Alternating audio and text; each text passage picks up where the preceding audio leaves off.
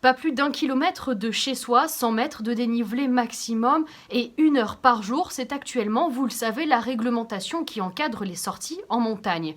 Pourtant, certains particuliers veulent changer les règles. C'est le cas de Billy Fernandez, auteur d'une pétition pour un accès responsable à la montagne en période de confinement. Pétition qui a déjà recueilli plus de 120 000 signatures. On l'écoute. Qu'est-ce que ça veut dire un accès responsable à la nature ? Alors, un accès responsable à la nature, ça veut dire un accès qui permet de respecter les critères de sécurité sanitaire, d'une part, donc en particulier la distanciation sociale, qu'on propose d'ailleurs, nous, de porter à 2 mètres en espace naturel, puisque comme on a davantage de place, c'est plus facile de la respecter. Et un accès responsable, c'est également éviter les pratiques à risque, qui nous semblent pas raisonnables actuellement. Donc voilà, on propose de limiter à la promenade, la randonnée, le trail, la photographie, ce genre d'activités, sachant que on a un effet bénéfique qui est parfaitement démontré aujourd'hui de la promenade, du fait de se balader dans la nature, à la fois sur le plan de la santé physique et aussi sur le plan de la santé psychologique. Et vous savez que nos esprits, notre psychologie est mise à rude épreuve actuellement. Et on constate par exemple une augmentation de la consommation d'antidépresseurs, de tabac, d'alcool, alors qu'on sait que le fait de se balader dans la nature a un impact très significatif sur le stress, sur l'anxiété, la dépression, le sommeil, etc. Donc voilà, aujourd'hui, pouvoir accéder à la nature, pour nous, c'est d'abord un enjeu de santé publique. Je pense que quand les règles sont justes et cohérentes, les gens ont d'autant plus envie de les appliquer. Et il existe déjà des contrôles en montagne. Il ne s'agit pas du tout de supprimer les règles, il s'agit de les faire évoluer pour qu'elles soient plus pertinentes sur le plan sanitaire. Donc moi, je pense que nous autres, Français, on est capable de respecter des règles, y compris dans la nature. D'ailleurs, les gens qui ne respecteraient pas les règles dans la nature, les irresponsables, ils le sont déjà dans les espaces urbains avec la réglementation actuelle.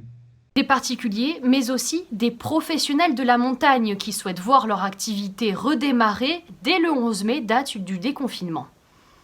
Je pense qu'il est urgent pour tout le monde de retrouver la nature. Et dans le cas des professionnels que moi je représente, professionnels de la montagne, c'est encore plus urgent dans la mesure où notre entraînement, notre niveau d'entraînement, notre niveau de forme physique et notre niveau d'entraînement technique également conditionne la sécurité de nos prestations ensuite auprès des clients. Donc il faut impérativement qu'on y aille, de la même manière que d'autres métiers ne peuvent pas se réaliser à distance, par télétravail ou autre. Nous, notre terrain professionnel, c'est la nature, il faut qu'on puisse y retourner. Il y a 25 millions de passionnés des activités de plein air en général, qu'elles soient sportives ou autres. Il est légitime que les gens ressortent maintenant, dans des conditions évidemment raisonnées et raisonnables, en respectant des protocoles sanitaires, des précautions pour lutter contre la pandémie. Mais il est bien évident qu'il y a moins de risques à aller faire un jogging, à aller courir, à aller grimper en plein air que de faire la queue dans un commerce, puisque les commerces vont ouvrir, les écoles vont rouvrir, en tout cas en partie. Il faut être logique et cohérent.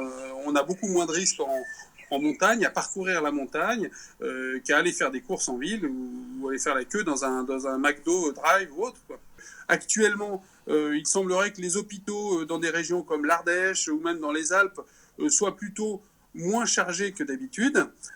Donc dès lors, je ne vois pas ce qui s'opposerait à ce qu'on puisse retourner en montagne, évidemment de façon raisonnable.